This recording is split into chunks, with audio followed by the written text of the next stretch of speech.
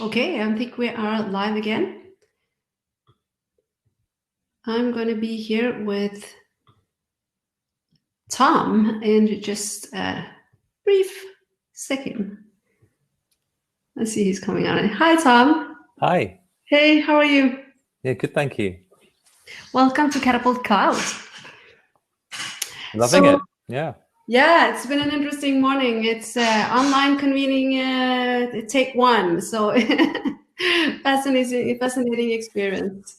So Tom, you are the founder of a company called Avansere. You are a former co-owner of one of the world's most established future consultancy, the Future Laboratory.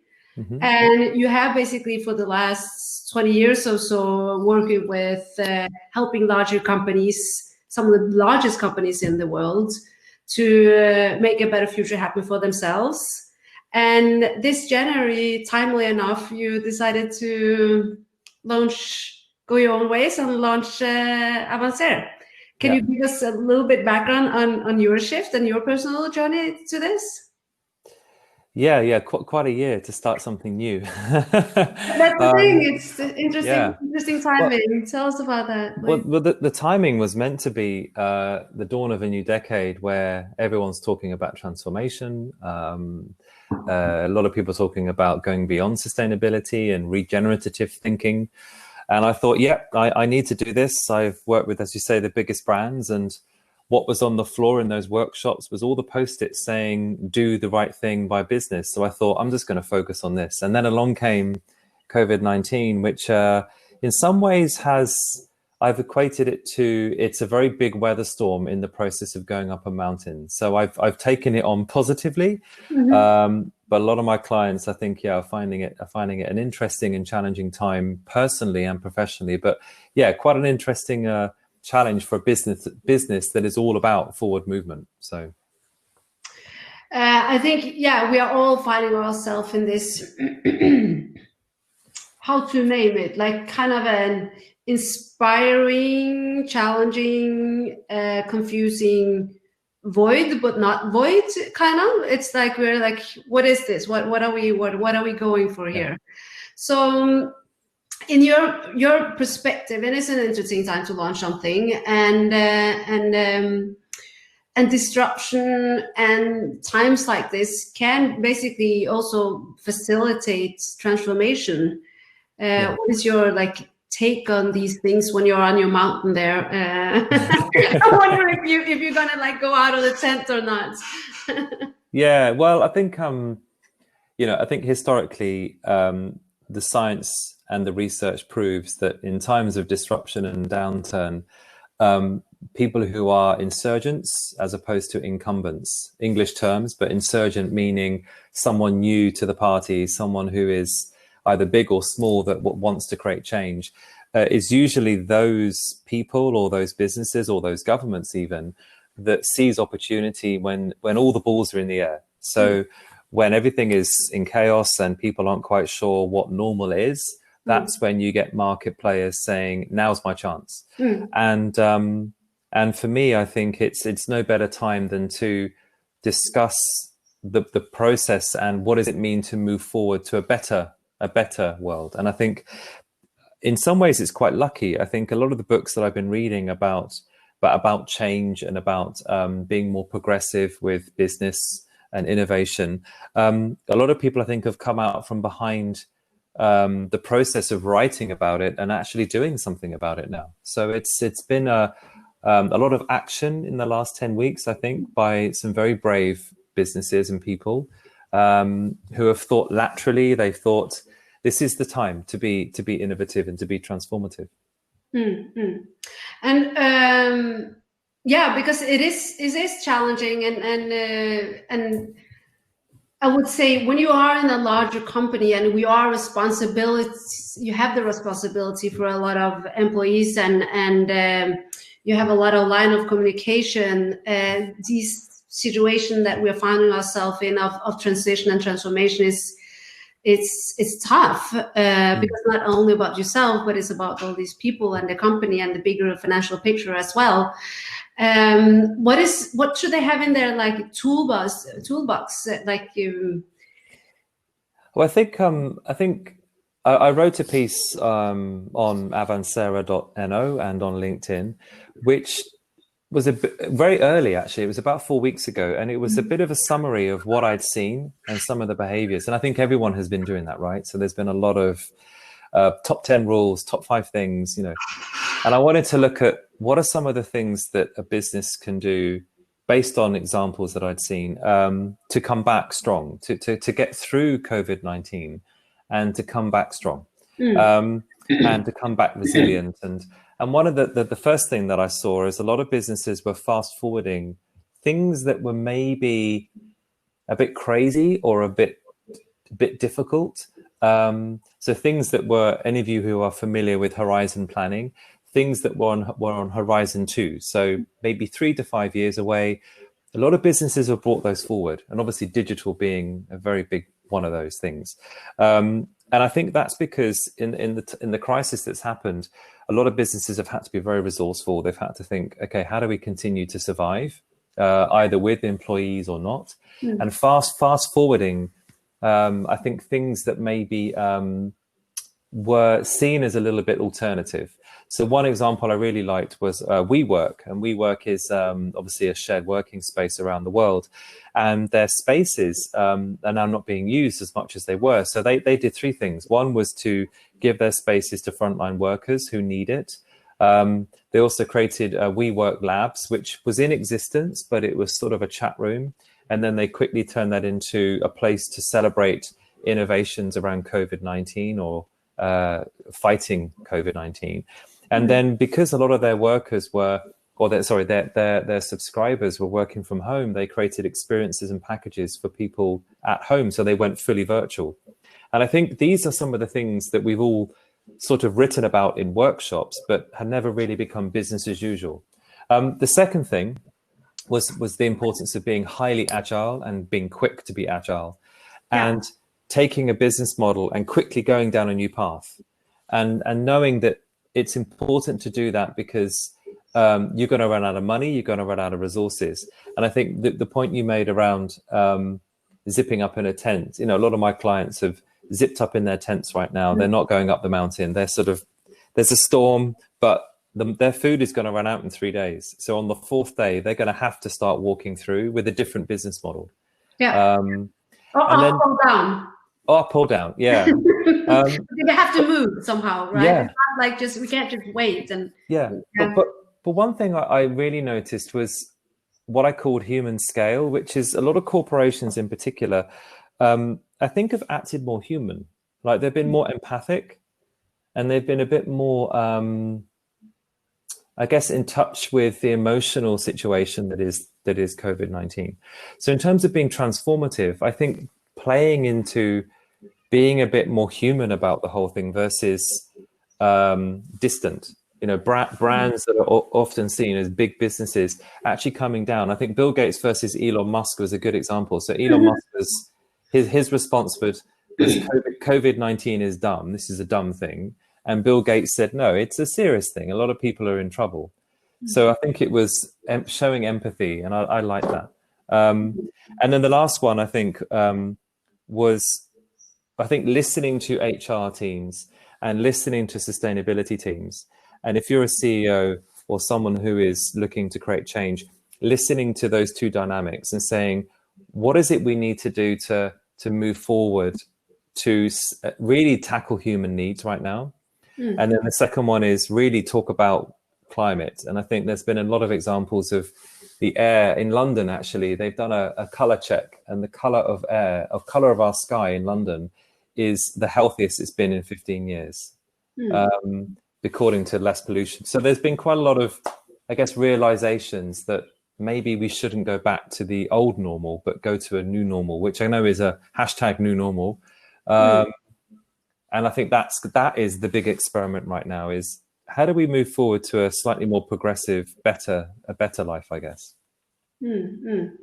It's interesting. You're tapping into, well, I like the being more human, so to say, and being less instrumentalistic, and maybe tapping into the vulnerability, and I guess that's also like when you see the examples of the people who have been showing a good crisis management is being very clear, very honest, very transparent, right? Yes. So, but going from, like, let's say beyond when we can, well, go out, when we have gone out of that tent and then a little bit up in the mountain, and we feel like, oh, there's some air here, there's some, like 2021, January 2021, what types of people, what type of leaders, what type of teams are there? I think one of the key things is around health, and I think that there's a to be had around how do you what does betterment look like? What does better look like? And at the moment, a lot of businesses are helping out on the front line. They are dealing with the health challenges that humans face. They are helping, maybe they're creating PPE equipment, or they're giving their resources and assets. I think increasingly having health as a core of your business, whether or not you're actually in the health industry, I think is going to be a new capability that needs to be thought about. So how do you build the abilities and dedicate part of your value chain, or part of your responsibility within the value chain, to better human health? And for me, there are two angles on that. One in particular, if you look at it systematically, in developed economies, human beings are lacking belonging, like they're craving connection. And this was happening before COVID-19. Yeah. So I think tackling community connection, a sense of belonging, a sense of groundedness, and knowing that as a business, there are products and services that you might have that can elevate that sense of belonging. But also, if you've got a workforce that has been working from home and they're starting to come back into maybe an office, or what's increasingly being called a work habitat versus a workplace. I think a lot of people are going to want to work from home. How do you manage that freedom? How do you give people the chance to say, you've had 6 months of working in your most effective self, and we want to continue that, versus sit here at this desk?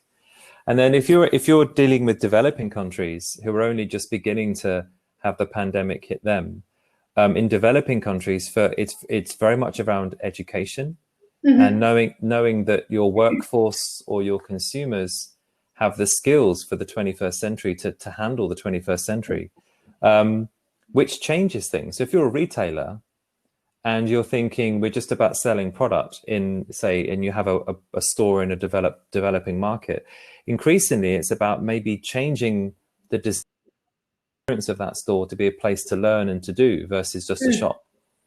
So I think I'm excited about the models of some big industries like tourism, retail, entertainment, sports, whereby they are very reliant on human density to make money. So people coming together, and they're going to have to obviously rethink how they make money and use digital. But I think we all agree as humans that we can't wait to see each other and give each other a big cuddle.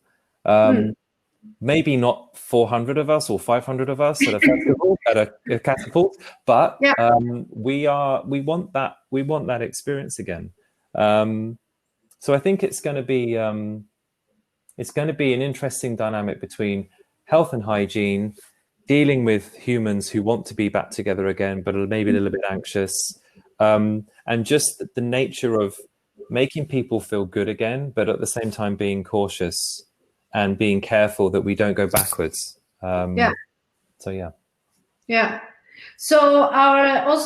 were talking a little bit yesterday about this. What are the concrete skill set, the future skill set? And you mentioned some nice one. I feel, but one of them was actually humor. And I think I created a poll just before we met here. So empathy was 54%, and humor was 11%. Groundedness was the next biggest one after empathy. and allowing that as a leader or a lab. And what we did here at Catapults Cloud was we very fast we came to the decision about what we are doing is not in general like curating content in that set, but we're more like holding space for the conversations to unfold, because it's like we are in this place of ideas, so to say, Yes. and the starting point of many, new thoughts, new ideas, and the beautiful skills of being more human, of creativity, and the things that we are, which and imagination, which is, Yeah. And I think, well, I think the big, and what I specialize in is the shift from degenerative behavior, whereby you're taking away from humans and planet, to regenerative, which means adding more or creating more life, And I think moving away from being efficient to being effective, I think, is a big one. I know that was in probably the poll as well. Yeah. And I think effective is an interesting one, because consumers in particular, a lot of households have had to be very resourceful. They've had to think about how are they going to get their food, whether that's basic food or a nice bottle of wine. How am I going to enjoy this time, but at the same time deal with homeschooling and working from home and all the pressures of normal life? They've been very resourceful. So now they are almost slightly more professional in their households. They've spent more time in their houses. They've probably got into all their cupboards and said, oh, I didn't realize I had all that food, or all of these clothes, or I don't need to maybe consume as much. So I think there are some things that have changed. So if I'm a business now and I'm looking for transformation, I think looking at the word effective, which is how do you create the right impact versus the most streamlined value chain? Yeah. And that for me is a very different measure of success, like quality versus, and I think being systemic, and now systemic versus sort of, I guess, shallow. So if you're a business that said, my consumers don't come to my store as much, or they're not coming to my restaurant as much, or they're not flying as much, we need to get them flying again, or we need to get them back to our store again. I think being systemic as a business and understanding not just the obvious answers of they're not flying because of laws, or they're not flying because of hygiene. Maybe they're not going back to doing what they were doing before for other reasons, and understanding those other reasons that maybe have been realized by people again. So for example, would I go to my supermarket every day like I have been doing for 10 years? Or now that I've got into the habit of shopping weekly and buying raw food to cook myself, would I keep doing that, for example? And understanding those motivations and those needs, those deeper needs, I think is going to be a skill set. Because transformation is I think is a word that we need to be a bit careful of, because it implies being a transformer, and that implies changing into something new, something different, or something totally new. That's right. And I think 75% of industries and individuals running companies are scared of that. It's not their normal. They weren't trained to do that. They were trained to run a business that had been around before they came to work there. I'm talking not about entrepreneurs, but around business leaders. And for them to wake up and say, let's transform this business, I think you've got to be really brave. And I think you've got to be willing to climb that mountain and probably go to your fellow leaders. I'm going to continue climbing. I'm going to get up the top and have a look around the corner first, while I'm working from home. But when I come back down, I've got to be really clear about how we all get up there. Yeah, together. Yeah. Yeah, and I think that as a process is something that I'm very quickly learning, that you can't jump. You can't say, well, I've gone ahead. Come on, you've got to take people with you. I think that's a big one. It's as about both of those. It's a really it's a vulnerable place, because it's in a place where we are insecure. We are out in the unknown. It's really like, we're taking that path, and it's like, well, we don't know where we're going, or if we're going to go up or come healthy up. But and also that the individuals who do climb that mountain, it's very often can't run too fast, because we actually need to do this like a collective and a community. Yes, I think, yeah, you're right. I think one of the big forgotten skills has been being collaborative versus competitive. And it's very funny. Well, no, sorry, it's not funny. It's very interesting when a lot of businesses who normally hate each other, they start working together to save human lives. Yeah. And I'm talking about, say, for example, the big pharmaceutical businesses who have joined the biggest alliances ever. Will, January the 1st, maybe, or end of next year when they found a vaccine, will they say, well, that was fun, goodbye? or will they say, no, we got to keep doing this? I've been reading about, there's hundreds of other pandemics that might happen. Yeah. The further we go into jungles that we shouldn't be going into and things like that, because of an industry, there's going to be more of these sort of waves of crisis. And I saw yesterday a very interesting, quite a funny little illustration that was a guy at the top of a corporate tower, so like a little drawing of a city. And then it was sort of COVID-19 was this big wave hitting them. Mm-hmm. And then behind it was the recession, an even bigger wave. And then behind that was an even bigger wave, which was climate crisis. Exactly. So, for those of you who are climate change enthusiasts who want to see better there, I think this has been a bit of a test run for getting a third of the world's population to pay attention. So, and I heard someone say if climate change could find the agency that's done COVID-19's branding, then that might help. Yeah. Right. So we are about to round up. Is there anything, like last things you want to share with us all, Tom? How to stay resilient, how to move forward? What's your favorite hack? What's your personal hack? Can you? My personal hack is I encourage you to commit a day to sitting down and asking yourselves, are you headed in the right direction? Mm-hmm. Not are you headed forward, but in the right direction. And I think your point around which path do you take. Yeah. I really hope, those of you who have seen me on LinkedIn, I really hope that businesses say, there's a couple of paths we could take. There's some downhills paths that look a bit easy. Mm-hmm. And if we keep going down, we might create momentum to come back up after. But I really hope people take the harder path, which is more progressive, more regenerative. And I encourage definitely those conversations. Yeah. Thank you so much, Tom. We're going to keep on continuing to having these conversations here at Catapult Cloud today. And thank you for your time. And pleasure. Enjoy. Thank you. Okay. Bye-bye. Bye-bye.